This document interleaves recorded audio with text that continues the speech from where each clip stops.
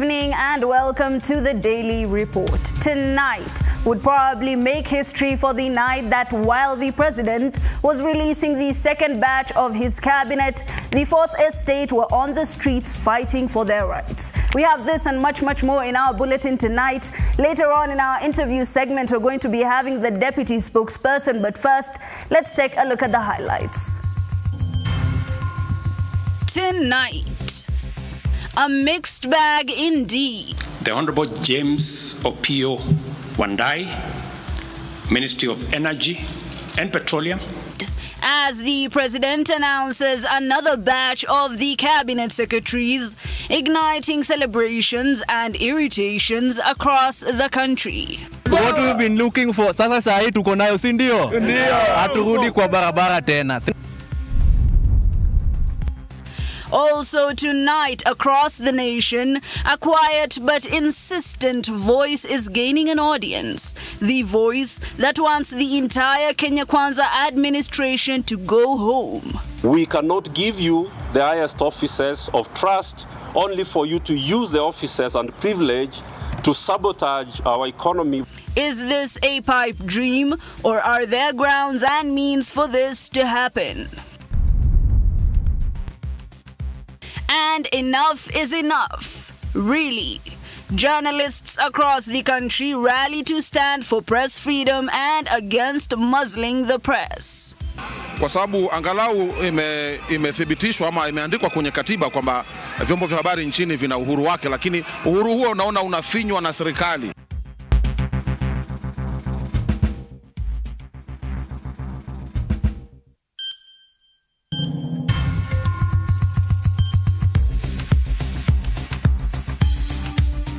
Welcome once again to this live broadcast. My name is Hibaq Said.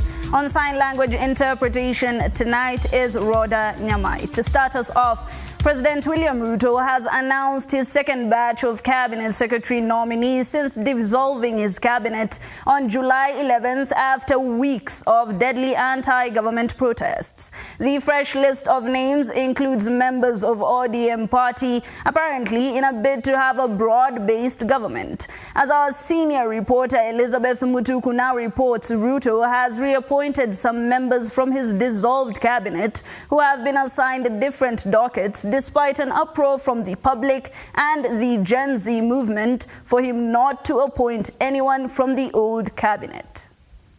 Striking a calm, open, honest tone, President William Ruto gave his address this afternoon. Just hold your horses.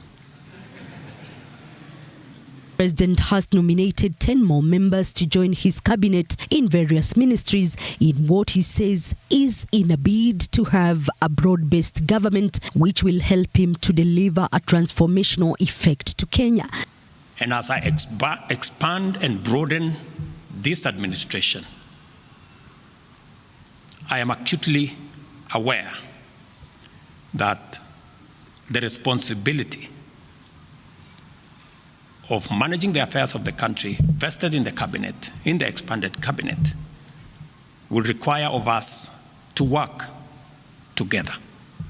Some of appointed leaders include MP and ODM chairman John Mbadi, who has been nominated to head the Treasury Ministry. National Assembly Minority Leader Opio Wandai has been nominated to the Energy Petroleum docket, Wycliffe Ambetsa of Paranya to head the Corporates and MSME Development Ministry, while former Mombasa Governor Ali Hassan Joho has been nominated in the Mining and Blue Economy Ministry. Mbadi Ngongo to the Ministry of National Treasury and Economic Planning. Salim Mvuria Mgala, Ministry of Investment, Trade and Industry. The ODM appointments comes amid sharp divisions within the ODM party, some key party elements seemingly not to be reading from the same script. Yesterday, ODM Secretary General Edwin Sifuna, in a statement, warned of those who were salivating at the opportunity to join the government, a statement which drew sharp criticism from a section of ODM members. ODM and we resolve. I'm saying this because I don't want some confusion I've seen circulating somebody writing saying if members of the ODM party are appointed to government, they are going on their own. We met and resolved so. Rebecca Miano, who Ruto had initially nominated as the Attorney General last week before dropping her name, has been reassigned the tourism docket. At the same time, Justin Biden Muturi, the former Attorney General, has been nominated to lead the Public Service Ministry, while newcomer Stella Soy is nominated to the Gender, Culture, Arts and Heritage docket. Former tourism CS in the dissolved cabinet, Alfred Mutua, also makes a comeback in the Labour and Social Protection docket, while Salim Mvurya, who previously led the Mining Ministry, has been nominated to head the Trade and Investments Ministry. James Opio Wandai, Ministry of Energy and Petroleum. The Honorable Onesimus Kipchumba Murkomen, Ministry of Youth Affairs, Creative Economy and Sports.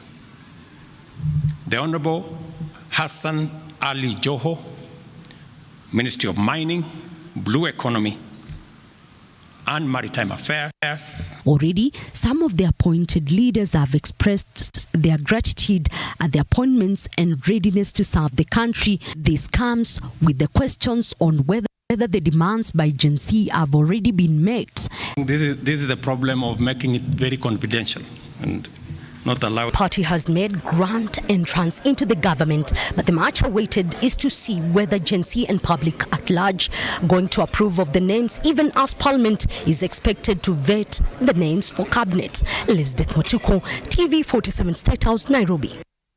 Thank you, Elizabeth. On that same note, immediately the president announced his shocker cabinet nominee list. Kenyans tuned a keen ear to see what reactions would emerge from the new nominees, particularly those picked from the opposition. They did not disappoint. One by one, each posted public messages in response to the nominations. Let's have a look at one of them.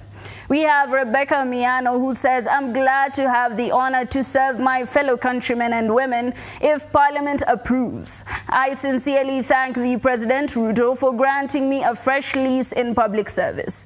Hassan Joho, on his part, said, "It is with great humility and profound appreciation that I accept my nomination by His Excellency President William Ruto." We also have a comeback, Kipchumba Murkomen, saying, "Honored and grateful to be nominated by His Excellency the President William Ruto as the Cabinet Secretary for the Ministry of Youth Affairs, Creative Economy and Sports." Alfred Mutua had said, "I would like to express my sincere gratitude to His Excellency President Dr. William Ruto for nominating me to serve as Cabinet Secretary in the Ministry of Labour and Social Protection." Opio Wandai, on his part, who used to be or who is in the opposition, said, "Thank you, President William Ruto, for nominating me to the position of CS, Energy and Petroleum. It will be a great honor and privilege to serve my country in this new capacity if I secure approval of the National Assembly."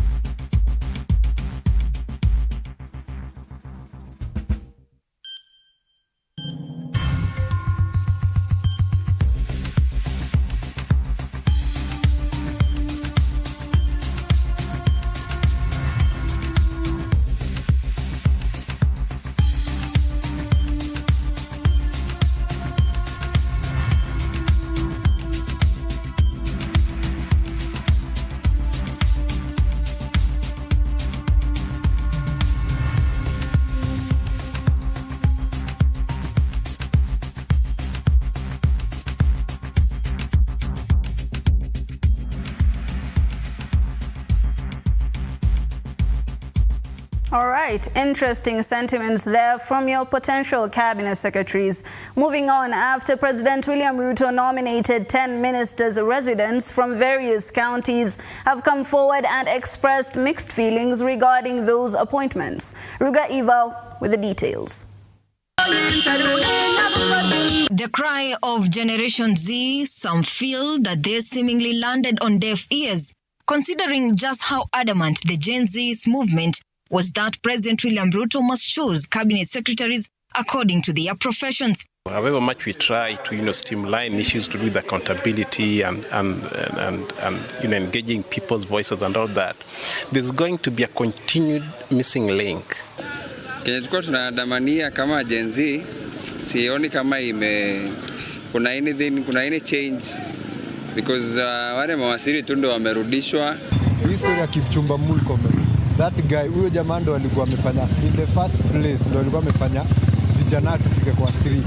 A diverse and bittersweet message from Kenyans. So, kesho sisi hatutarudi kwa barabara. Hatutarudi kwa barabara. What we've been looking for, sasa sahi tuko nayo, si ndio? Haturudi kwa barabara tena. Nashukuru kwa rais kwa vile amefanya, nashukuru sana.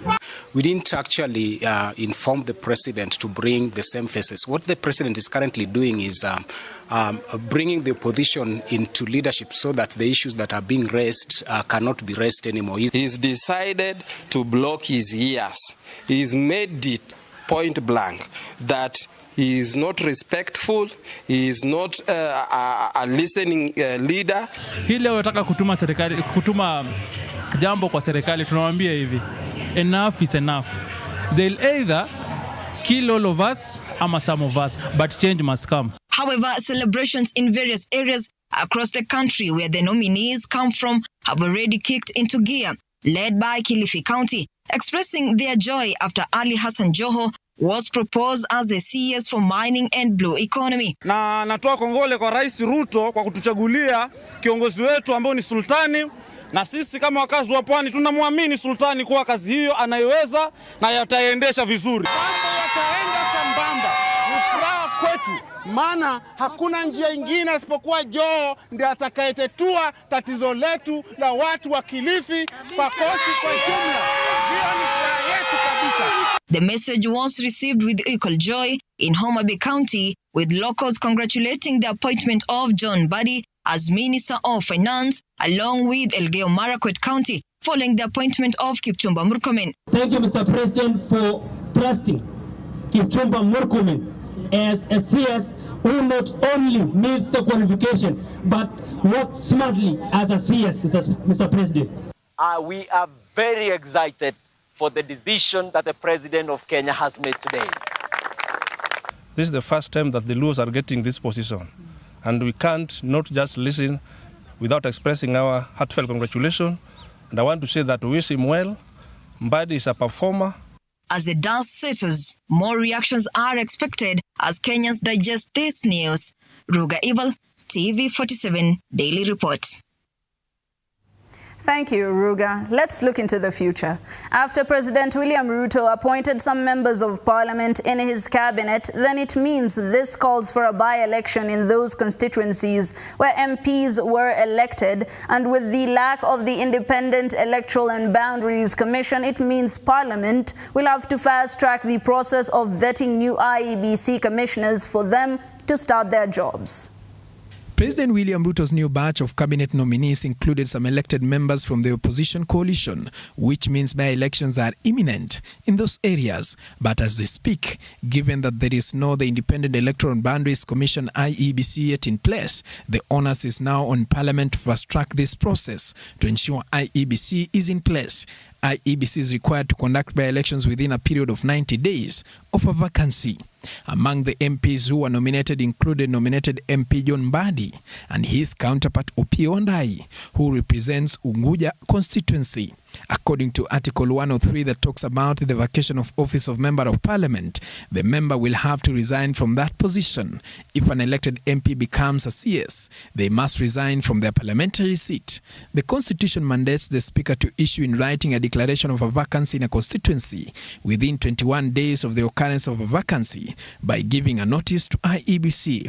The IEBC is then mandated to pick from the existing list of nominees to occupy the seat. But since President Ruto signed into law the IEBC Amendment Bill 2024, MPs will soon be considering the process of selecting IEBC commissioners. Paul Kerobi, TV47, Nairobi. President William Ruto now says that the Kenya Kwanza administration is working to eradicate corruption. Speaking during a media briefing at State House in Nairobi today, Ruto has assured Kenyans of his commitment to ensure accountability by the responsible authorities on matters corruption. Give the people of Kenya an assurance that our government listens to them. A government that listens. A particularly thorny affair to Gen Zs who have hit the streets in pro-good governance protests for the past few weeks, hopeful for a better government. For the last 1 month, I have led the government in engaging and listening to citizens from all walks of life as they express themselves in different forums. There are a number of issues that they have aired, and among them is the issue of corruption, which they say the president should handle effectively and without favor.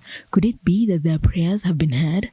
As the foremost national concern requiring urgent and decisive action is the vexing matter of corruption and the non-negotiable desire for accountable leadership and integrity in governance. But how will this be handled considering cases in court take quite long, leading to delayed justice, which is akin to denied justice? We'll be proposing amendments to the Evidence Act and the Criminal Procedure Code, among other necessary legislative amendments to all statutes relating to corruption, to expedite investigations and prosecution of corruption and economic crimes cases.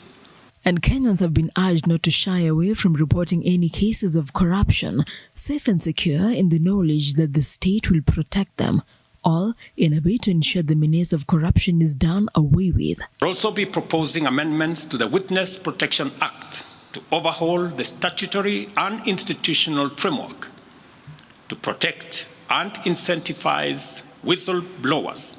Will the country finally rid itself of this vice? Or will the streets be perpetually full of youth carrying placards and banners, chanting anti-corruption slogans? Vera Alberta, TV47, Nairobi. Very interesting. Thank you, Vera. Azimio coalition leader Raila Odinga has for the 4th time joined a unity government after procuring his 4th handshake, now cemented by 4 key cabinet slots. Odinga's ascent to power through 4 successive regimes has not only earned him a place in history by proving critics and rivals wrong, but has also earned him political enemies, while his entry into government has eclipsed key political figures. Apollo Kamau reports. The nomination of Azimio and ODM party leader Raila Odinga's allies to the cabinet has not only secured Odinga's place in the country's 4th administration, but cemented his handshake with Ruto, just like former presidents Daniel Moi, Mwai Kibaki, and Uhuru Kenyatta before. Keen to avoid the curse of the handshake, President William Ruto and his deputy Rigathi Gachagua vowed to resist a handshake with Odinga or a unity government during Azimio protests last year, only to be forced by political expediency to make an about turn. Unajua wamezoea tabia mbaya. Walilete kisirani kwa Moi wakapata kitu. Wakalete kisirani kwa Kibaki wakalete pata nusu mkate. Wakakuja wakalete kisirani kwa Uhuru wakapata handshake. Hapa hakuna handshake, hakuna nusu mkate, hakuna chochote. Ile kazi iko sasa sio ya viongozi tena, kazi iko ni tupange kazi ya hawa wananchi. Akuje pale kwa rais, atafute appointment kwa control of State House. Na atakuta mimi nimeketi hapo na notebook. Mambo ya kujadiliana na Raila Odinga is one agenda only: to discuss his exit from Kenyan politics and permanent retirement from this country. Hiyo tutazungumza na yeye. Odinga and his allies too caught in doublespeak after dismissing a handshake plot during the bipartisan talks at the Bomas of Kenya that ended the 2022 post-election crisis. Mimi, I don't even dream of engaging with them. Ati huyu akitaka aje ongee sio na mimi niongee na Ruto nini? Mimi nikamtafute atanipa nini? Wilbaro. Nilipeleka Wilbaro mimi la kimtaani la kucheza nalo zamani. And I want to say this for umpteenth time. Mr. Gachagua understand we do not want any handshake with Kenya Kwanza. Hakuna mfisadi katika nchi hii kama William Samoei Ruto. Sina haja mimi si umange maneno. Hata tuma watu 100 waseme vile wanasema, mimi shida yangu ni wewe. Odinga's dalliance with Ruto, just like former presidents, gained traction after the two met former Nigerian President Olusegun Obasanjo in Mombasa in July last year, a behind-the-scenes handshake that paved way for bipartisan talks, and finally the NADCO report.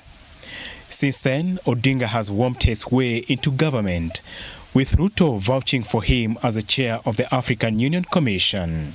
Odinga's post-election agreement with Ruto is likely to eclipse Deputy President Rigathi Gachagua, just like in previous administrations that left former vice presidents isolated. Apul Kamau, TV47. One thing about Apollo Kamau, he has his receipts. Moving on, Kenya is currently gripped by a wave of Generation Z-led protests, initially ignited by opposition to the 2024 finance bill and now demanding President William Ruto's resignation. Amidst the turmoil which has claimed scores of lives, pressure groups are calling for judicial intervention and a potential presidential impeachment. But on what grounds? And Odida with the details. In recent weeks, Kenya has witnessed a surge of protests led by Generation Z, initially sparked by opposition to the 2024 finance bill, which has since been withdrawn. These protests have now escalated into demands for President William Ruto's resignation. Tragically, the unrest has resulted in over 40 fatalities, widespread destruction of property, and severe disruption of businesses. So there is no other way on which you are talking about dialogue. If you cannot follow the manual, you are going to spoil the equipment. That's right. And that is Kenya. So leave office or follow the manual. This is not the first time President Ruto's administration has faced such turmoil. In 2023, the Azimio coalition organized protests that descended into chaos, marked by looting and violent clashes between demonstrators and security forces. This protest, which lasted for 4 months, also paralyzed business activities across the country.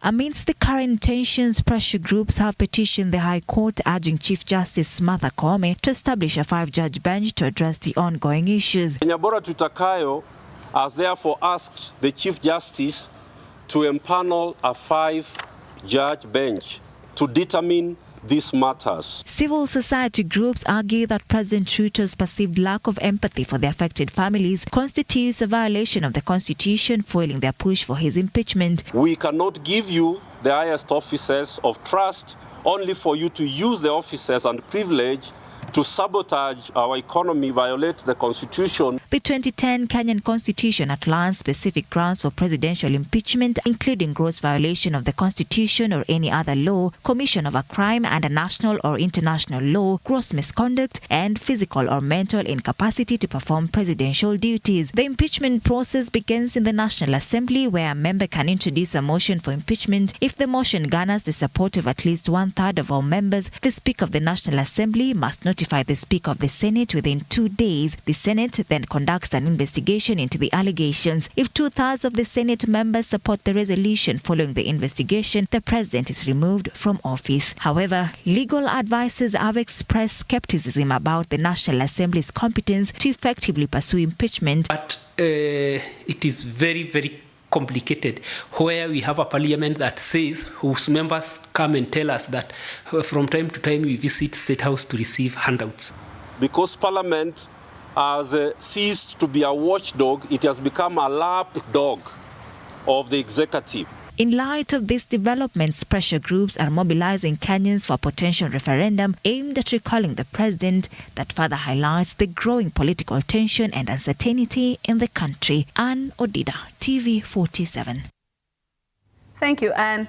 President William Ruto has appointed key figures in the Orange Democratic Movement Party, ODM, effectively crippling a party which has in the last few days and weeks displayed not quite a united front. The appointment of the 4 ODM bigwigs means that they will ultimately have to resign.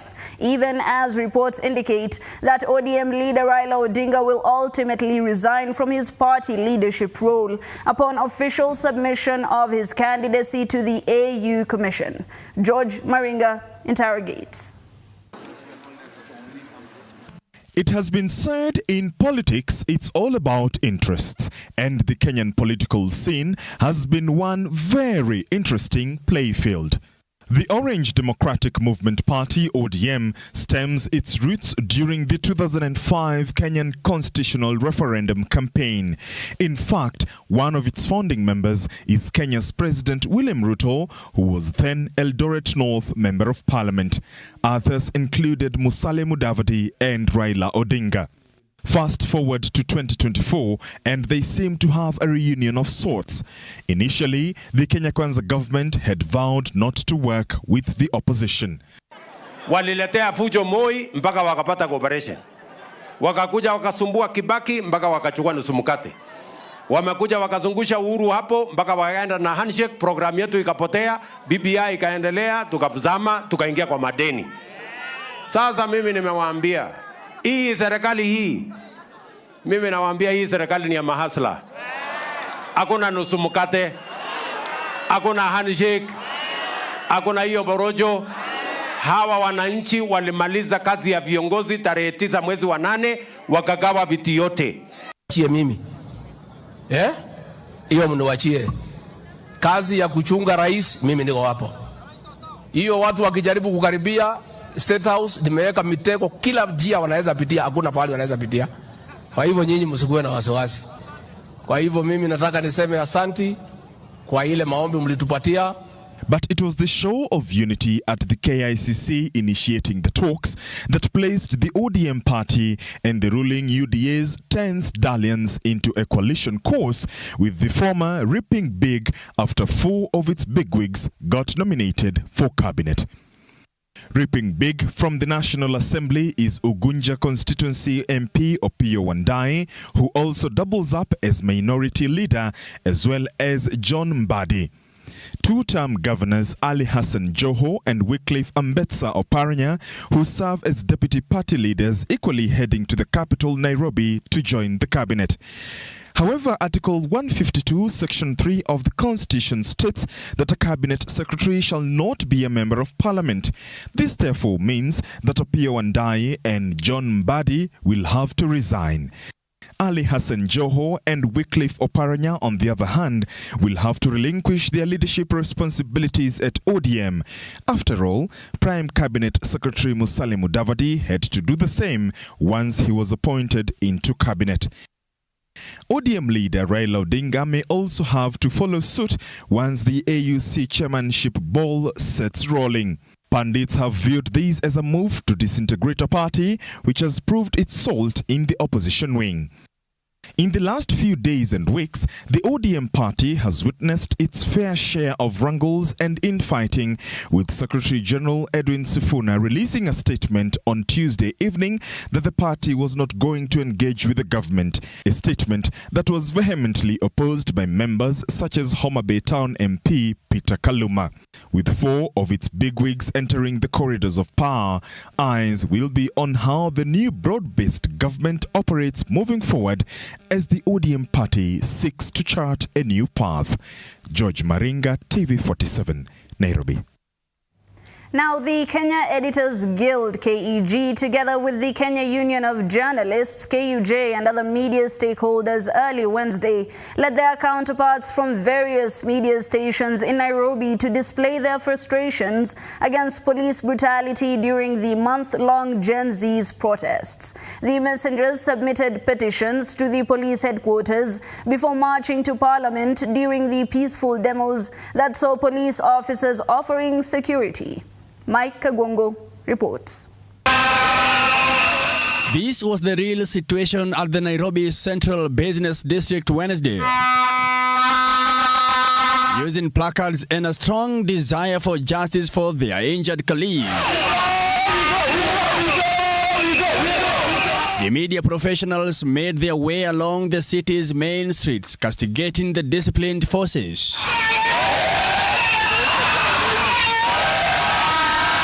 The shooting of Nakuru journalist Catherine Wanjeri Kariuki by police last week while covering anti-government protests, and the daylight abduction of veteran journalist Macharia Gaidho on July 17th served as the catalyst for the demonstrations. Nafikiri serikali iwape waandishi wa habari uhuru wao, kwa sababu angalau imethibitishwa ama imeandikwa kwenye katiba kwamba vyombo vya habari nchini vina uhuru wake, lakini uhuru huo unaona unafinywa na serikali. Our democracy can only be as strong as the media industry is here in Kenya. In fact, this is not a protest about media personalities.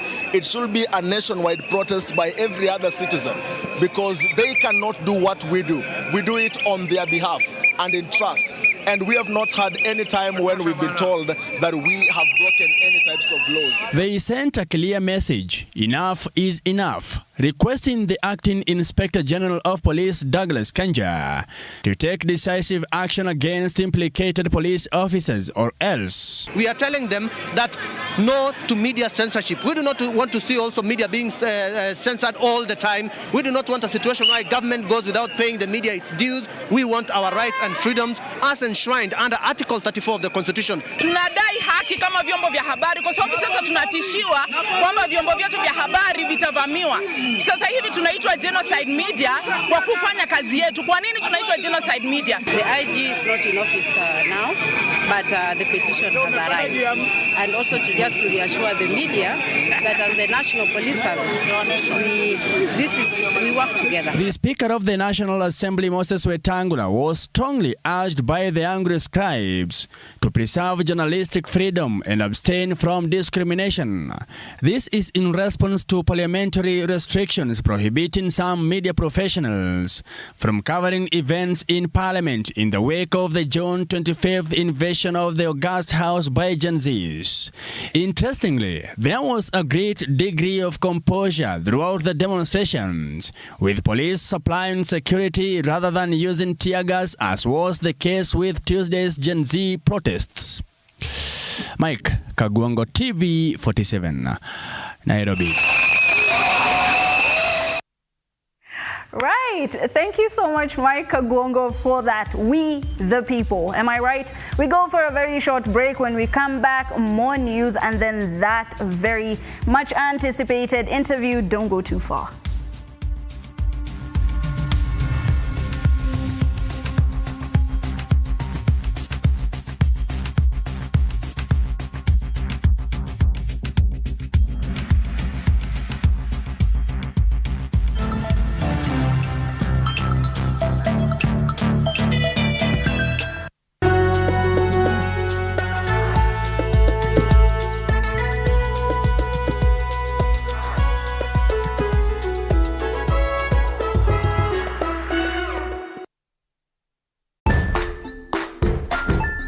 Hey there friends, welcome to Kids on the Block, where fun and imagination come alive. We dive into magical world filled with exciting adventures and awesome friends. What position were you in? I was number 2. What position were you? Number 1. He decided to cross the bridge by his house and look for food on the other side. We're going to do half cup of chocolate chips, and the other one, we're going to do half cup of the blueberries. So, grab your imagination hats and get ready to explore with us. Join us every Saturday at 9 a.m. for new friends, amazing stories, and tons of laughter.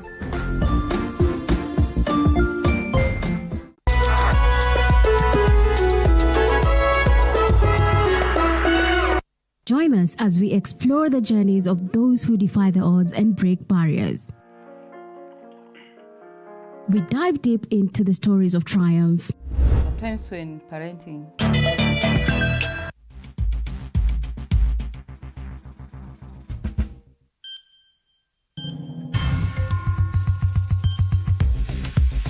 Welcome back. On Wednesday, journalists across the country united in a protest march to condemn police brutality against members of the media. Brandishing placards, the demonstrators accused the police of shooting and abducting journalists during the course of their official duties. Chichi Josephine now tells us. In Nakuru County, journalists armed with placards staged their protest across the county, demanding justice against police brutality, further noting that these attacks are a direct attempt to muzzle the press. We are against police actions on journalists, and today in Nakuru, you can see behind me, all of us have come out together to say we demand press freedom. We are also pushing for the case of our colleague, Catherine Wanjeri Kariuki, who was shot last week.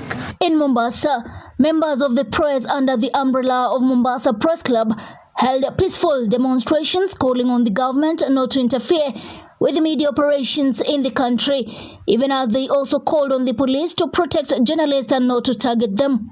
Letu kuu ni kuwaomba hasa askari, hata si kuwaomba ni kuambia askari, tafadhalini tupatieni haki yetu ya kufanya kazi zetu kwa mazingira yanayostahili. Tumeshuhudia baadhi ya vyombo vya habari vile pia wakipitia unyanyasaji aidha kwa kuwa intimidated na vile pia kuweza kuhakikisha kwamba baadhi ya taarifa labda hazitaweza kupeperushwa. Journalists in Kisii County joined their colleagues countrywide to protest against attacks, observing that undeserved hostilities were directed at them while they undertook their responsibilities as enshrined in the Constitution and demanded respect. Sisi kama wanahabari tuna uhuru wetu. Tuna vipengee katika katiba ambavyo vinaweza kututetea. Kwa hivyo si vyema ambapo sisi ambao tunawafahamisha wananchi tunaweza kuangaishwa na hao ambao wanatuangaisha. Wakihitaji jambo fulani liweze kumfikia mwananchi, wanaweza kututafuta sisi bado tuweze kuwafahamisha au kufikisha ujumbe. In Kakamega, journalists participated in a peaceful protest where they marched to the Kakamega County Commissioner's office, where they submitted a similar petition to the County Commissioner, complaining of the alleged excessive use of police powers while covering anti-government protests. Chichi Josephine, TV47. And that's what we had for you in the news segment of this bulletin. Let's get sporty.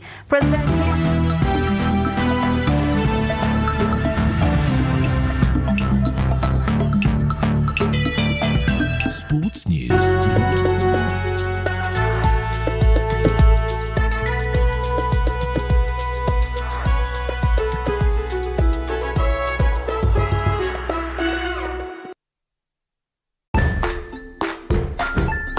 Hey there friends, welcome to Kids on the Block, where fun and imagination come alive. We dive into magical world filled with exciting adventures and awesome friends. What position were you in? I was number 2. What position were you? Number 1. He decided to cross the bridge by his house and look for food on the other side. We're going to do half cup of chocolate chips, and the other one, we're going to do half cup of the blueberries. So, grab your imagination hats and get ready to explore with us. Join us every Saturday at 9 a.m. for new friends, amazing stories, and tons of laughter.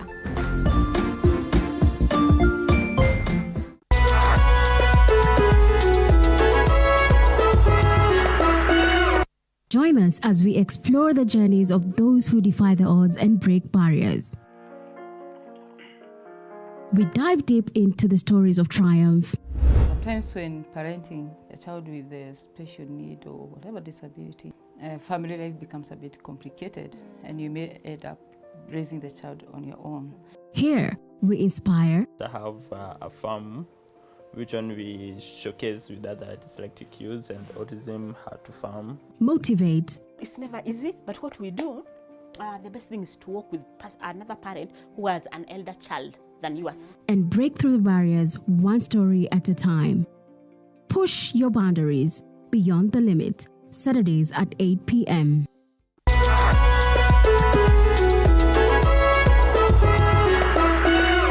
The grind. where business meets brilliance. It's not just about the ideas. I was working as a shampoo boy. I used to wash clients' hair on the sink. It's about making them happen. From big wins. In primary school, when we would be asked what people want to be, I was categorical that I want to be a nurse. To hard lessons. The consoles change, the gaming equipment keep changing. We cover it all. Tune in to The Grind, where every episode is packed with insights. The person who is serving customers, always be a customer-centric. Strategies. When you pay attention to detail, you get luxury items. And stories to fuel your ambition. Don't just dream it, grind it. Mondays at 7:30 p.m.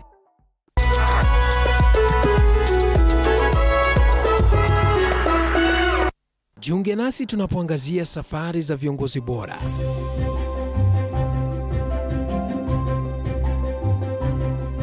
Kutoka kwa ushindi mkubwa hadi masomo magumu. Wakati wetu kwamba wasichana si wa kusoma, ni wa kuolewa, ng'ombe ipatikane, wazazi wakuwa watajiri. Tunashughulikia yote.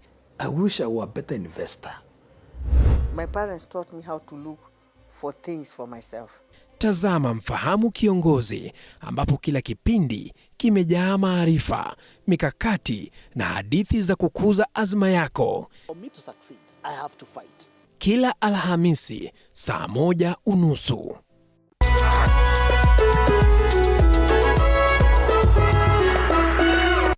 Welcome to The Realtor, where we take you on an exciting journey from bare land to dream home. Step 1. Finding the perfect plot. We explore location, size, and potential. Next, construction begins. Witness the foundation being laid, walls rising, and rooms taking shape. Step 3. Electricity matters. We delve into wiring, switches, and smart home tech. Step 4. From paint choices to fixtures, it's all about aesthetics. Step 5. It's time to get the right furniture. Finally, the big day. Time to move in and create memories. Join us on the journey to making homes a reality on The Realtor, Tuesdays 6:30.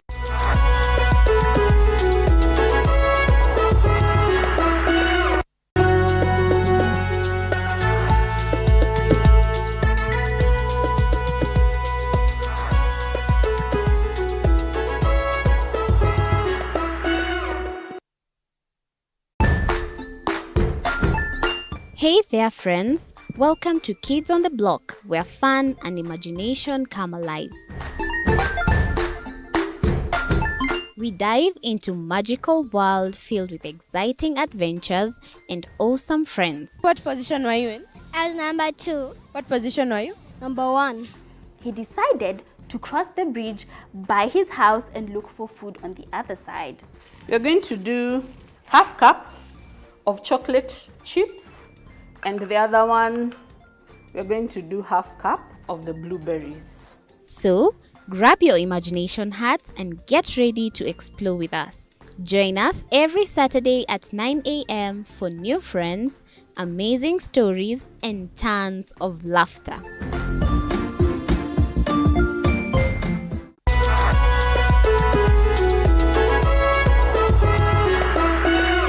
Join us as we explore the journeys of those who defy the odds and break barriers. We dive deep into the stories of triumph. Sometimes when parenting a child with a special need or whatever disability, family life becomes a bit complicated and you may end up raising the child on your own. Here, we inspire. I have a farm which one we showcase with other dyslexic youths and autism how to farm. Motivate. It's never easy, but what we do, the best thing is to work with another parent who has an elder child than yours. And break through the barriers one story at a time. Push your boundaries beyond the limit. Saturdays at 8 p.m.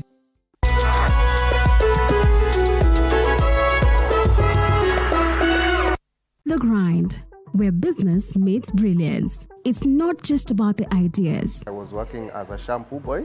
I used to wash clients' hair on the sink. It's about making them happen. From big wins In primary school, when we would be asked what people want to be, I was categorical that I want to be a nurse. to hard lessons, The consoles change, the gaming equipment keep changing. we cover it all. Tune in to The Grind, where every episode is packed with insights, The person who is serving customers, always be a customer-centric. strategies, When you pay attention to detail, you get luxury items. and stories to fuel your ambition.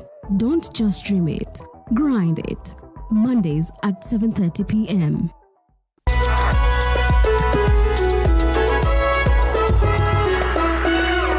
Jiunge nasi tunapoangazia safari za viongozi bora.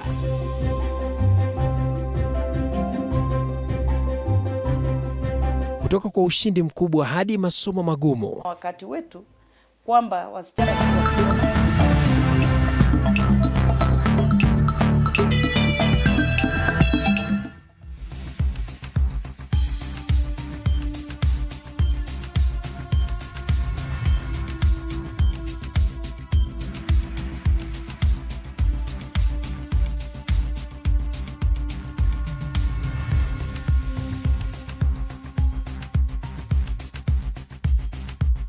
Welcome back to the Daily Report and welcome to the marketplace. Today has been a very hectic day, a very interesting day for a lot of Kenyans. As I said earlier, as the media were on the streets fighting for their rights and trying to get a voice in as the fourth estate, we did have the president giving the second half of the cabinet nominations or nominees that are going to go through parliament vetting and later on would be holding the helm of various ministries. And of course, we needed to ask the government how exactly is this going to work out, and who better to tell us what the government has to say than the deputy government spokesperson himself. In studio, I have with me Gabriel, who is just going to be telling me what exactly is happening. A lot of Kenyans are actually quite confused. Welcome to TV47. Hibaq, thank you for having me. It's such a beautiful night to have you here this Wednesday. Of course, maybe you can just start by telling us, you know, you're the best person to tell us this. How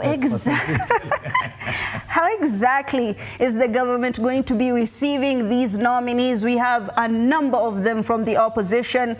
What are we going to be seeing in the next few weeks? Oh, you want to know the next step? Obviously, yes. The president has seconded those names to the National Assembly. And so we expect them to shine their brio, you know, and be able to give us a very good picture out there of what they'll be doing. But as you can see, they are really talented men and women. Right. And we hope that they'll bring the change that is being needed. Right. You know, the president really did take time, as he had said that he would consult widely. Right. And really, if you look at, if we had to look at the grand scheme of things, and you look at each person individually, they bring a lot to the table. They bring a lot to the table. So we give them time. We give them time. We hope, you know, the next step, which is in Bunge, to be vetted by the House committees. We hope it will go well. And we wish all of them success. It will be good to see them when they come in and join the president's agenda to fulfill that which he promised to the Kenyan people. So, you know, I know why you're smiling, actually. I have a few questions, of course. I know you do. I know you do. But at this point, you know, the president has actually put his best foot forward. All right. So, you know, we support him in his agendas, and I can guarantee you he'll deliver what he promised to the Kenyan people. Right, so the government is happy with the nominations, you know, that the president has forwarded. Yes, you know, at the end of the day, I tell people the president has a bird's eye view, right, or you know, of his administration. He, you know, it's you can equate it to a team, and I know sometimes we make, you know, we make a lot of noises, which can be understood, but let me give you a scenario. Right. Look at a coach. He's the one who knows, I want to take this player, I want to put them here. I want to take this other player, I want to put them here. He arranges his team. And so for the fans, you come in and you support that team. Right. So I think the president has a good, like I told you, has a bird's eye view of his team. And he knows, and you have seen who to put where. And I believe with what he has done, these are the men and women who will, who will help him deliver his agenda. All right. And maybe, there's also some consultations that have happened on ground when it comes to Kenyans and what they think, should be, or the number of people that should be in this particular cabinet, the type of people who should be in this cabinet. You said that the president has consulted widely. Did he touch the ground? Of course, of course. I mean, he promised everybody, and we saw wide consultation, he's brought, like I told you, he's put his best foot forward, sent the names to Parliament. But again, Hibaq, right? I think this is where we should concentrate upon. Me and you, what we need now is the delivery. Right. To me, that is more important. Yes, I know we can say even the people that you bring, the process is as important. But to me, and to really most of the Kenyans, where we would pivot is the delivery. Right. Are these the men and women that will deliver? And from where I sit, they have a lot of goodwill, from people that I've been able to talk to. I know the president will burn the midnight oil to support them. With that goodwill, I know they will deliver. All right, Gabriel. One of the things that the president had highlighted and, of course, had brought forth for the people of this country is that he wanted hustlers to be in this particular cabinet. He was very adamant about it. There was even a story by our reporter, Ann Odida, on the same, just saying, some of the people that he's going to be involving in this particular government is going to be, the hustlers. From the number of cabinet secretaries, I'll even read them out for you.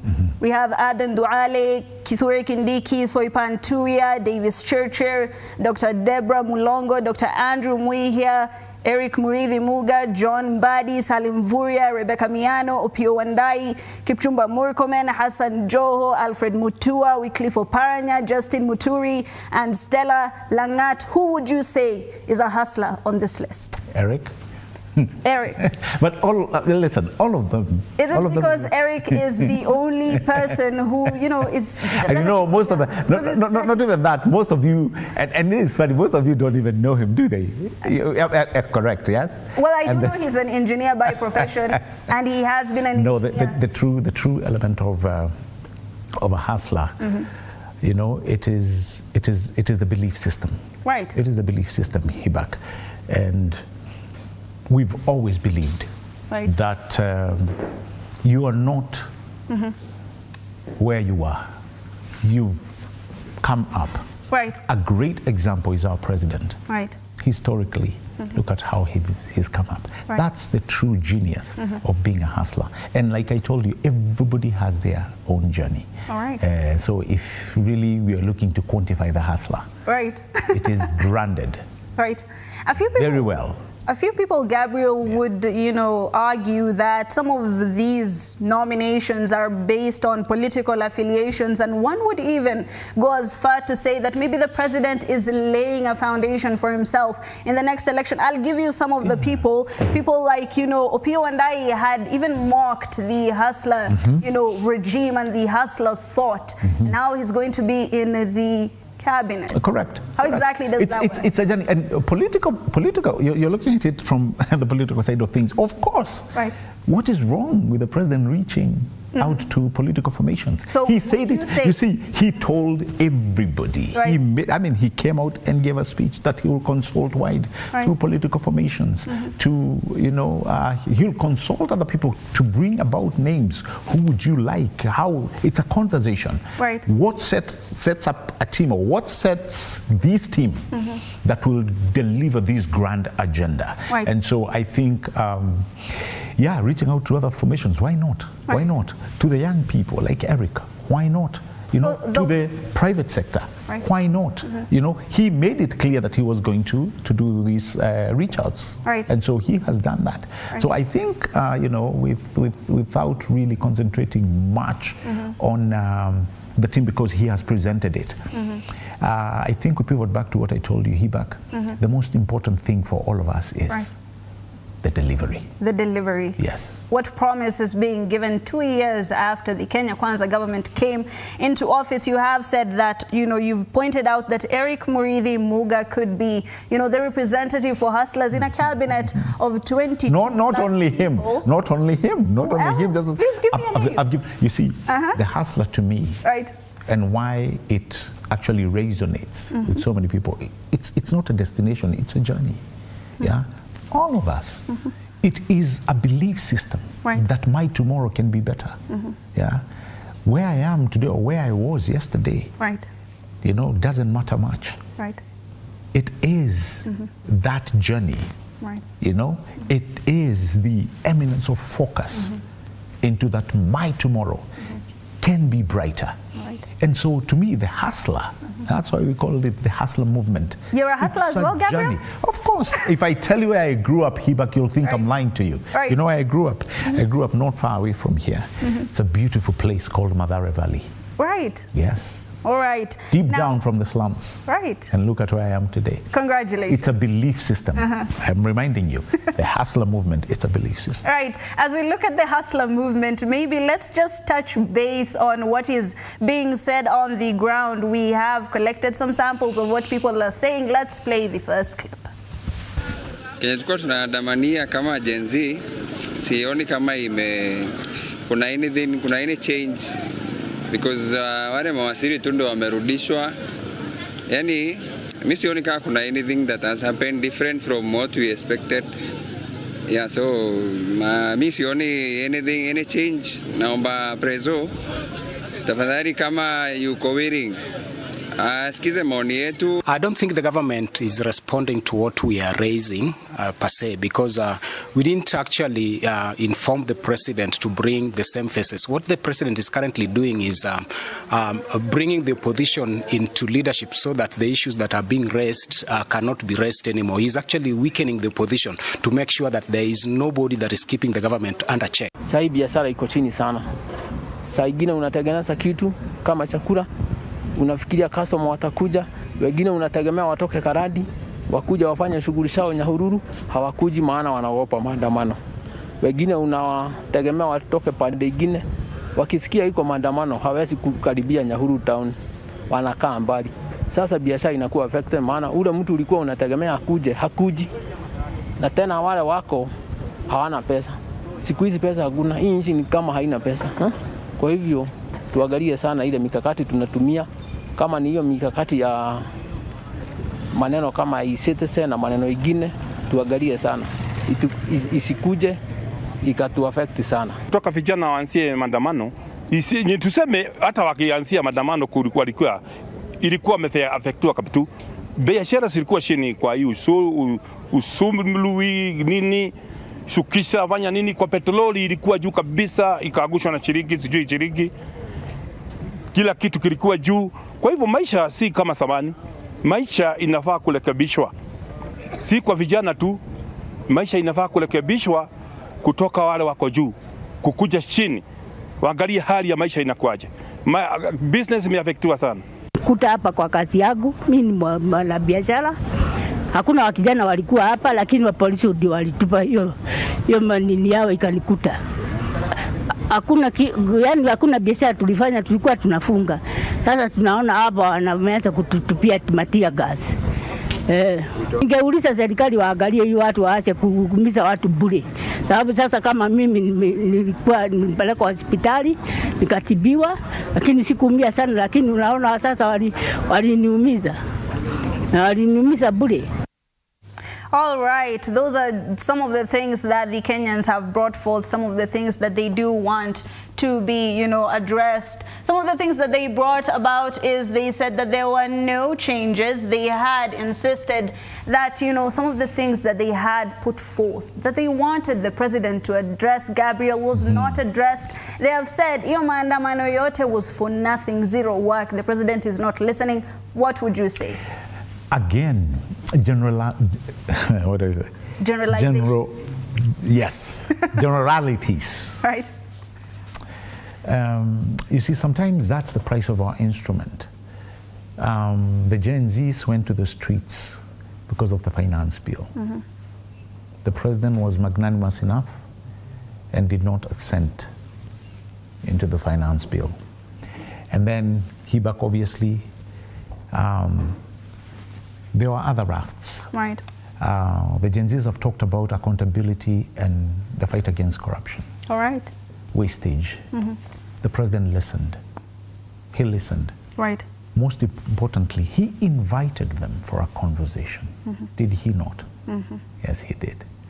He asked them to choose a group of whoever they wanted to come and meet with him. Right? They didn't do it. So really, if you look or if you heard what the president talked about today, he is still solving their issues, even when they may not think he is not doing it. Look at some of the recommendations that he'll be pushing, and he said in the next 90 days. Right. He is changing, I mean, the PMF, the Public Finance Management Act, the Public Procurement and Disposable Act. Right. In line digitizing them, because it has been said that that was a cesspool of the corrupt. Right. He is taking measures that are addressing their concerns. So the issue now happens because of this cabinet. Again, we go back to what I told you. Right. The president has listened. He has acted accordingly. What we, me and you and all other Kenyans, what we would want now is to raise our conscience to say, Mr. President, we'll give you time to deliver. Right. And this is the true genius of our democracy. After every 5 years, a scorecard he'll be able to present. And we will tell him, Mr. President, this is what you promised us. This is what you've been able to deliver. That is why, to me, and I would like probably many other people to see this, is you have selected a team. You have a bird's eye view. You're the coach of this team. Mr. President, score. And I can guarantee you, he's going to score. Right. Gabriel, fortunately or unfortunately, I am not only a reporter and an anchor, but I'm also Gen Z.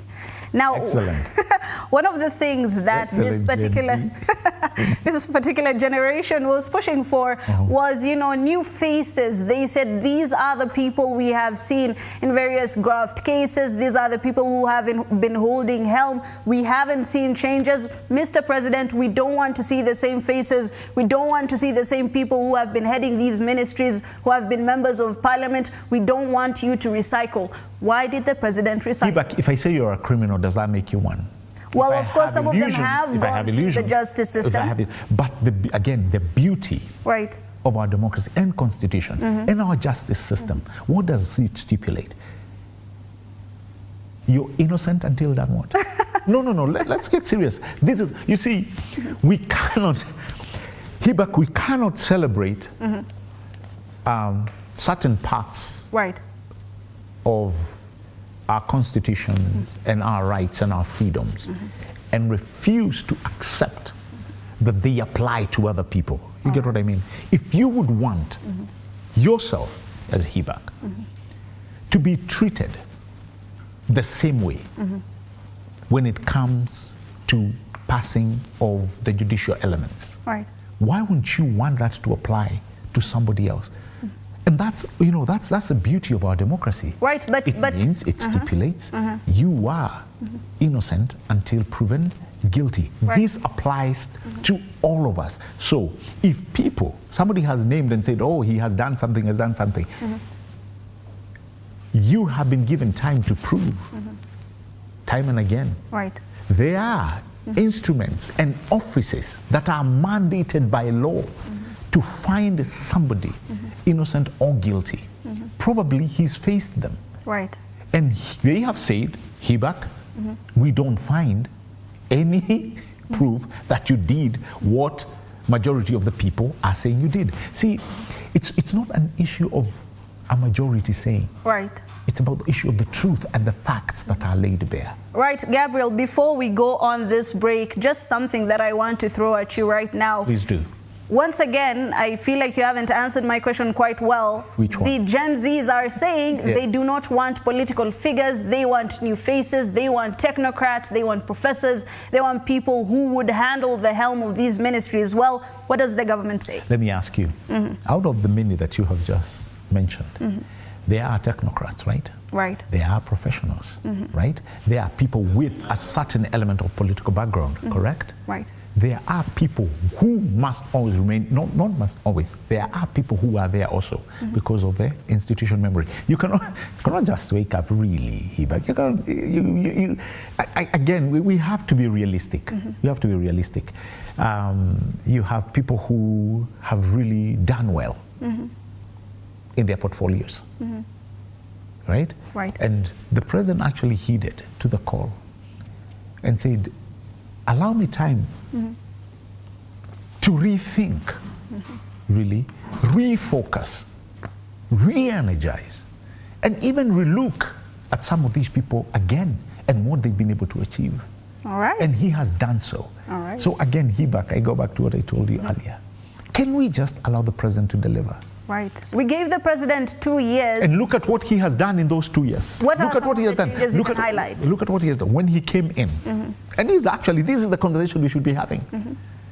The first thing, watu walikuwa wanavaa sufuria kwa kichwa. Don't ever forget that. Right. High cost of living. It was unga. When he came in, look at where unga is today. Look at the cost of fuel. Right? Look at some of the engagements that he's been able to. He has led the charge on climate change. Right. Within 2 years, he has stabilized our economy. We were actually in the abyss of debt. All right. Yeah? And that's, I'm not saying that we've come out of debt yet, but he stopped, he took serious measures to ensure that we didn't go grounded. All right. He ensured that we didn't go the way some of the African countries, Ethiopia and Ghana to be specific, where they went. All these interventions really took time and serious engagements. He's done that in actually less than 2 years. All right. Isn't that kudos, Hibaq? Gabriel, we will be delving into all of those ministries, all of those facts. We are going to be dividing or, separating the chaff from the grain. We go for a short break. We'll be right back.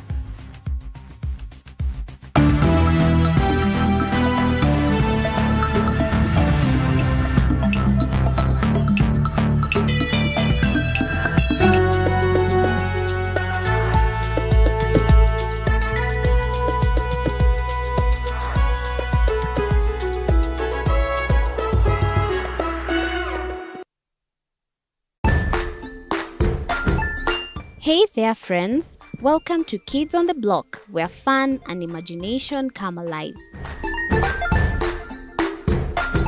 We dive into magical world filled with exciting adventures and awesome friends. What position were you in? I was number 2. What position were you? Number 1. He decided to cross the bridge by his house and look for food on the other side. We're going to do half cup of chocolate chips.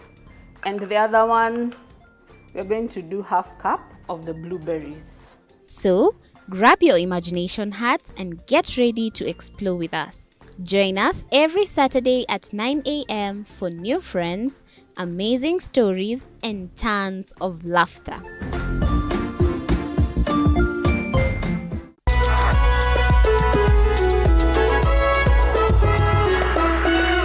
Join us as we explore the journeys of those who defy the odds and break barriers. We dive deep into the stories of triumph.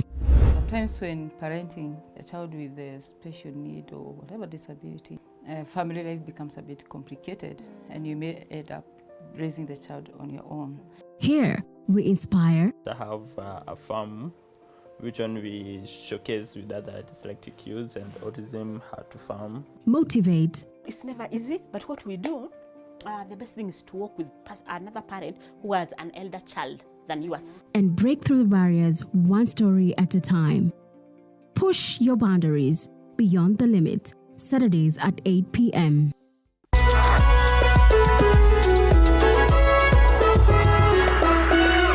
The grind. where business meets brilliance. It's not just about the ideas. I was working as a shampoo boy. I used to wash clients' hair on the sink. It's about making them happen. From big wins. In primary school, when we would be asked what people want to be, I was categorical that I want to be a nurse. To hard lessons. The consoles change, the gaming equipment keep changing. We cover it all. Tune in to The Grind, where every episode is packed with insights. The person who is serving customers, always be a customer-centric. Strategies. When you pay attention to detail, you get luxury items. And stories to fuel your ambition. Don't just dream it, grind it. Mondays at 7:30 p.m.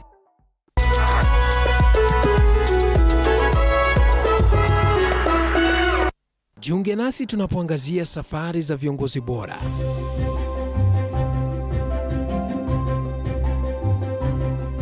Kutoka kwa ushindi mkubwa hadi masomo magumu. Wakati wetu kwamba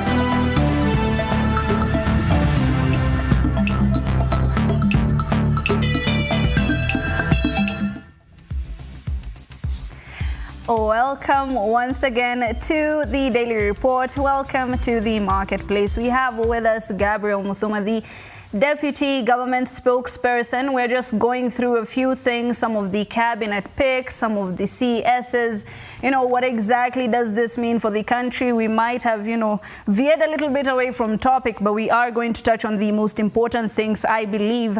Now, these nominees have already been forwarded to the Parliament, and we are going to let Parliament do its thing. Correct. We will be monitoring as the fourth estate, naturally. But let's just go through a few of these ministries, shall we? We do have some ministries that are quite rocky. And of course, the people who have been given for those ministries, we have utmost hope that they're going to be doing well. But one of the things that have emerged in the Ministry of Tourism and Heritage quite recently is that the Masai Mara gate fee was raised from $70, which is around 9,205 shillings, to $200, which is around 26,300 shillings during peak season, which has caused a lot of tourists to shift to the Serengeti. Would you say that maybe this decision was made because there was no one at the helm? What exactly was happening? No, I don't think so. I think I always like to believe that before any decision is made, it goes through a lot of brain cracking. You really need to, why are we doing this? And in any case, we may say it doesn't commensurate with other regions. Right. But I was just looking, I'll give you an example. Because that's a more than 100% hike. It may not be the perfect example, but if you go to other parks, like, where I visited when I was schooling abroad, I was just checking the price of a ticket, of a day ticket, of a 3-year-old to 9-year-old is about $200 something. And this I'm talking about Disney one day. Yeah, we may not say the industry commensurate, but what I'm trying to say is that I think a lot of thought has gone into it. Right. And we'll look at 20,000 being a lot of money, but for what Masai Mara, or for the experience it gives you, many people, trust me, you travel from far, pay a lot of money. But they get the same views from the other side in Serengeti. Masai Mara has its own niche. It's an amazing place to be. Now, Gabriel, maybe you would say that and that would make sense, but to a lot of people, they're saying that this, globally speaking, when you go to the global perspective and when it comes to the Kenyan terrain, one would even say that maybe right now we're losing traction and we're losing these tourists because there's so much going on in the country. This means that we're not going to get a lot of, foreign exchange coming into the country. What would you say? Hibaq, again, that's why we need to be careful. That's why we need to be careful. An industry like tourism is very susceptible to some of the things that we are seeing. Skirmishes, chaos. If there's something that people have, Hibaq, and that's why I say these are very good conversations for us to be having, and in particular tourism, is because there is ready information. Right. Somebody, before they travel to Kenya, they can go on social media, and sometimes the goriness of what they see, just what they are able to see, they say, no, this place is burning because of what we ourselves have projected. Let me give you an example, a very good example. There's a country within our region, one country. They ran a hashtag for 6 months saying visit this country. 6 months. Nearly everybody in unison. It was done and it happened. Visit country XYZ for 6 months. Guess what? They moved their tourism, their visitors by nearly 40%. All right. What does that tell you? As we accept the power of the internet, there are people who have mastered in using that facility as a tool of economic empowerment, while at the same time you have those who have taken that beautiful tool of the internet and social media and they've turned it into a tool of great abuse, and justifiably so, when they just put things and they think it's fun, but economically it is hurting their country. So we also need to be very careful and be fully aware that some of the things that we are doing may actually be hurting not only the tourism industry, but many other industries. Gabriel, when we look at some of these things, and this would probably fall, if he is, you know, allowed by the Parliament, Salim Vuria, that is the Ministry of Trade, Investment and Industry, on remittance, the expats who are within the country are clearly doing very well because they're sending out $87 billion in the last year.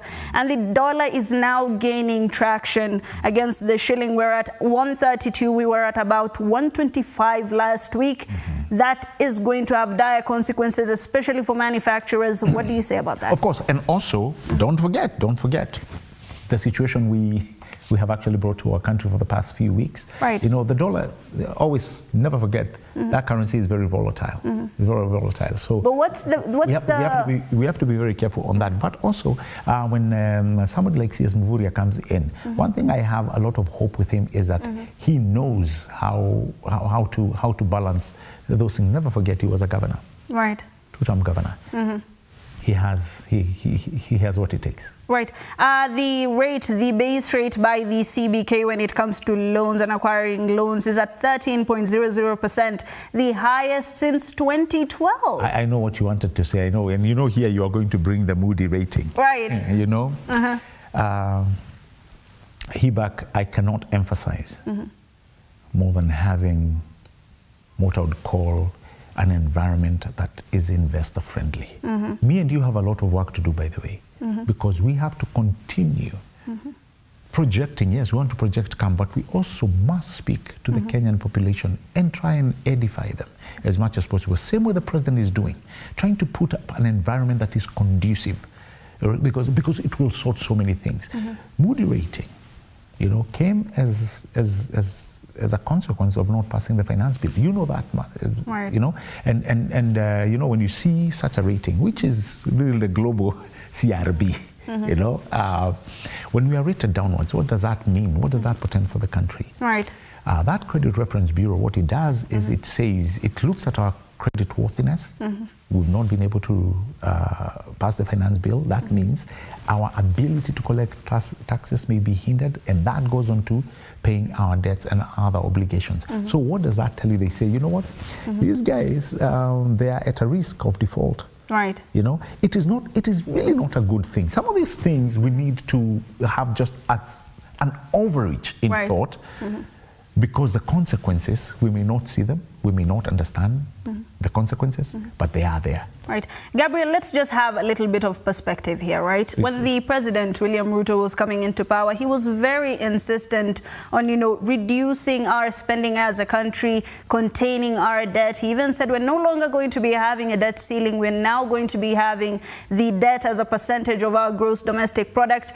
He did remove a lot of subsidiaries in various, you know, aspects, saying that these are the reasons why we are spending more. However, I do need to bring it to your attention that every year on average we have been borrowing more than 1 trillion shillings, which has been adding to our debt. Now people do not have these subsidies. The debts are going higher and higher. The previous finance bill, I'm 100% sure. One thing I don't mess with is the numbers. Check your numbers again. Check your numbers again. Check your numbers again. No, even the spending power of the ordinary mwananchi, if you go and ask them, they say, I do not have the money I used to have. Yeah. There's one thing that I was taught economically. And this is something that the president has been able to solve. So when we were thinking economics, there are 3 types. And this was an example I was given, and it made a lot of sense then. All right. There's the economy of the stomach. Right. He sorted the economy of the stomach. The economy of the stomach is chakula iko. A lot of Kenyans would beg to differ. Bei ya unga, that's where you started looking at. Bei ya vifaa, you know. Are we able, not only is this food available, but are we able to afford? And if we are honest with each other, Hibaq, it is true, the prices of food commodities has gone down. Let's give the president that, all right? And then kuna ule uchumi wa, walisema uchumi wa mfuko. Right. The money. Many Kenyans will tell you, yes, food, imeenda chini, but in our pockets, there's still nothing. That is why some of the programs that the president had rolled out, the housing, as we were talking, agriculture, yeah? If you look at the push and the interventions that he has put in job creation, right, on SMEs, with hustler funds and what have you, all this was actually targeted the economy of the pocket. Of the pocket. Was it not going in the right direction? Hibaq, I know for sure. You will admit that what I do know in the right direction. From the ground, let's talk about the finance bill 2022-2023 a little bit. A lot of the clauses within that finance bill, which also triggered some of the protests that we had with this particular finance bill for this financial year, was hitting employees. Do you agree? I won't say that. I won't say that. And allow me. First of all, we came to realize, and the president talked about it when he took over the reins of power. He said, you know what? We needed to have a saving culture. Remember, saving, every person will tell you, indeed, it's a form of sacrifice. Because you're saving for tomorrow, you're saving for a better day, but not only that, you are building your own equity. So that is a culture that we didn't have. How exactly? And so the president comes and says, in programs like, and please kindly allow me to use this because it makes sense. It makes sense to the place that you're talking about, the employee. And the better one is the health. Right. And on matters of healthcare, he said it did not make sense for all of us to be put in a uniform or a platform where we are contributing the same. I probably wouldn't you say that hit the employees? It did, but you need to see the reasons behind it. You know, you needed to take it from a program that did not make sense and put it in a way that now it commensurates and was making sense. You're looking at it in a way that Hibaq, as an example, you were paying 300 to NHIF. The president himself was paying the same amount. So was I. How is that commensurate, honestly? It should be the more money I make, the more I should contribute. It's actually a global standard. I lived in some of these great economies, and that's how it was. I used to pay more for my health insurance than the person who was not making more than I was. It's just a global standard when you want to equalize everybody. Right. And here in equality, I'm not talking about the same. Here in equality, I'm saying, if you're making $1 million shillings, you need to just pay more. And when we say more, it's the fair share. Just pay your fair share. If you're paying a percentage, yeah, you cannot pay the same with Mama Mboga. Right, but Gabriel... Right? So many people felt, where I agree with you, many employees said, yes, it's stinging, but we need to understand that we are now heading to realize the universal healthcare, where all of us, tutawacha ile maneno ya kupigiwa simu.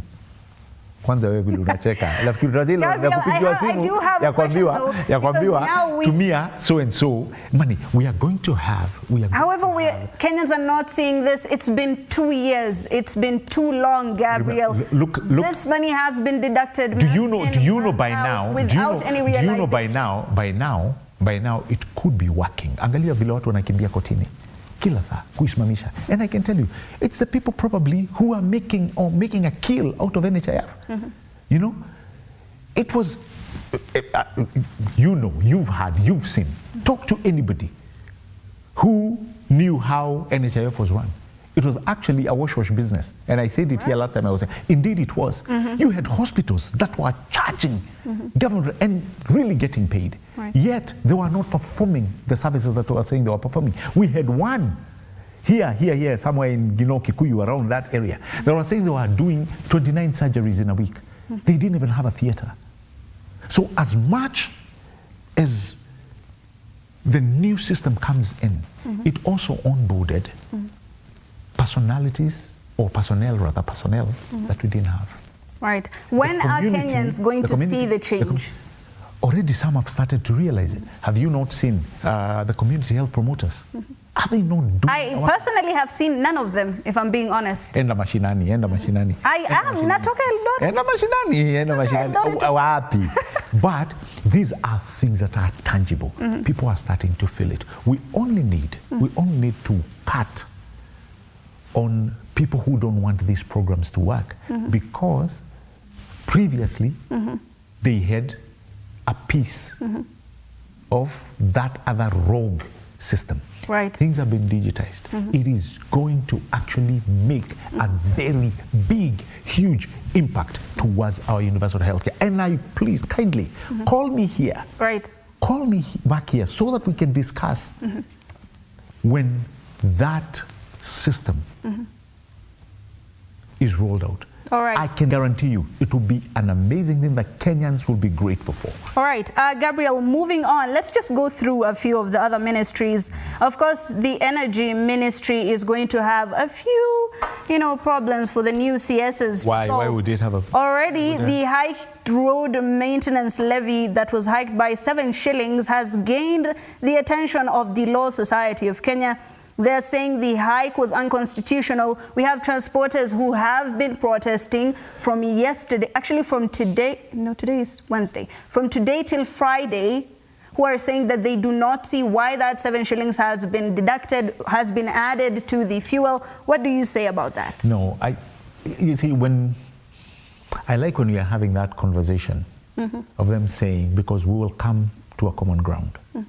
Let's go back to what I told you. There's so much that goes into all these activities before they are rolled out. There's a reason as to why. Rarely does a government just wake up and say, we are adding. There's a reason as to why. And I believe as we continue, as there's going to be discussions, they'll come to a common ground. However, I do not see, as you're putting it, Hibaq, I don't look at it as a problem. Right. It's actually an opportunity not only to engage, but we see where are we going to come to a common ground. We cannot continue to throw again subsidies on things like fuel. It did not Where make sense. is the public participation then, Gabriel? It did not make sense. It did not make sense then. It cannot make sense now, because that would mean we'll be throwing money into a black hole. We don't want to do that. We have all agreed. Listen to Kenyans, and they are telling you, yes, we don't want to borrow more. If we can't borrow more, we are left with doing what? You're going to increase certain levies. I mean, again, this one we have to give it, What would you say to LSK then, who are saying that this move is unconstitutional, the voice of the people was not heard? We did certain roadshow, and I don't remember the numbers, but I want to say this in regards to what LSK have said. And it was it's actually very unfortunate. If you look at the amount of time the government is taken to court, sometimes you wonder, when will we ever realize the Kenya that we want? You come up with these things, somebody has run to court. And sometimes you just don't do it because there's an element of criminality in it. Sometimes we do it for stars. And I feel sometimes for likes, even though that's right. What I use. But can you imagine something very little? We are, like somebody said, we are one of the highest countries where litigation is the order of the day. We need to take a chill pill and develop this country. We cannot, something little. The president says we need to look for a strategic partner to some of these corporations, state corporations, that are nothing but a loss. Every time, a good example, at the Post Bank, every time doors are open, 3 million daily, it's getting lost. We need to look for strategic partners who can come in and run them into profit. Never forget, had we not gone strategically with a company like Safaricom, it was a loss-making entity of Telecom Kenya. You remember that?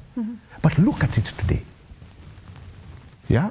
But the president decides this is the best way to go. 10 people go to court, injunctions, court orders. When will we, sometimes I really feel sorry for my president. I really do. When will we ever develop this? Are you saying that litigation is the reason why the government has not achieved some of the things that it said it would achieve? Well, to a certain extent, they have really pulled back on the, let me choose this word, they've really pulled back on the momentum. Because some of these programs are really time sensitive. All right? And so when they don't get to be achieved at that particular moment when we need them to have been rolled out, it's not a failure really, but in a sheng, wanasemaga umetolewa timing. That's the story. Umetolewa timing. Yeah? Speaking of timing, Gabriel, we really need to go through this a little bit faster. Water and sanitation. The government had said, the Kenya Kwanza government had said that there would be 100 dams to be used by Kenyans. Where are the dams? All still coming. They're still coming. Still coming. 2 years in. Something that the president said he'd do in the first 6 months. They're still coming. All right. Is that also maybe side effect of litigation? That's not only that, but also remember when the president came in and looked at where we were economically. Yeah. Again, it's a balancing act.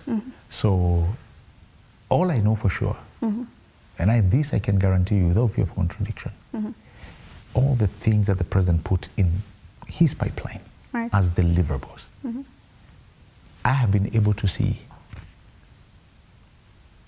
where they've reached or the journey that they've been put through. And can you just give us maybe examples, Gabriel? For instance, we, personally, this Gabriel, I went to Intare Dam. We were there. And I looked, surveyed, I watched. They are restarting the works at Intare Dam. That's the best example I can give you. Many people thought that that project had become our white elephant. The president, in his own wisdom, said, we are going to revive this thing again. Because what I saw there was nothing short of disaster. And to imagine that that project was stopped because of politics. Hibaq, the amount of water that particular facility, that particular water body would be supplying in that area, all the way into Nakuru town and those environments. Not to forget the kind of pyrethrum farming that dam would be able to solve is humongous. Again, I go, can you imagine that project was stopped because of politics? Gabriel, could you just maybe give us a number? 100 dams, right? How many have been rehabilitated? How many are working for the people? I don't have those numbers, yeah. But just going, I don't have those numbers. I can make them available to you. But just going by that one that I've just told you, and I know there are so many others that are going on within various counties. There are many actually. I know, and I guarantee you that those various projects in the pipeline will be finished. Right. Finally, Gabriel, the Kenya Kwanza government had certain pillars that it was, gauging some of the things that it could do for its people. There's agriculture, micro, small and medium enterprises, housing and settlement, health, digital highway, creative economy, highway, the creative economy, environment and climate change. What would you say is the one thing that this government has achieved fully? Because we're almost halfway through the Kenya Kwanza MTP4, look, agriculture.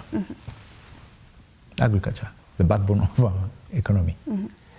Would you honestly tell me that we have not made significant strides to it? We have. Well, one would bring up the fertilizer scandal, but... Again, a small speck. All right. Again, a small speck.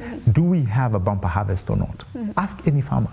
They'll tell you there is significant change. Already we are still looking in matters tea, matters coffee, matters milk. Talk to farmers on the ground. They'll be able to tell you. Digital superhighway, look at the amount of digital hubs that currently exist. Right. The creative economy, the space is continuing. It's continuing to open. So those are the pillars, the 5 pillars are better. The bottom economic transformation agenda are so in line and heading in the right direction, my dear. All right, fantastic. Fortunately or unfortunately, that's all we have for you this particular night. Gabriel, I hope you've enjoyed this particular interview. I always enjoy coming to TV47 because you guys at least you point to no, you don't throw stones, but at least you point to a few things here and there. But one thing we must all be reminded: we need to take care of our country. Right. I believe it's one of the best nations of the world. Me and you have a responsibility to this country and those that are listening to us. So we need to guide our democracy. I like the speech that the president gave today. He really reignited, his commitment. All right. On all the areas that he has promised Kenyans. All right. Let's allow our president to deliver. All right. And he will deliver. Right, and the government is saying give us more time for you to see some of the things that we have been promising for the last 2 years. Thank you so much for joining us this night. I've had quite the time. I hope you have as well. Until next week, same time, same place for the Marketplace. Have yourselves a very lovely night. Good night.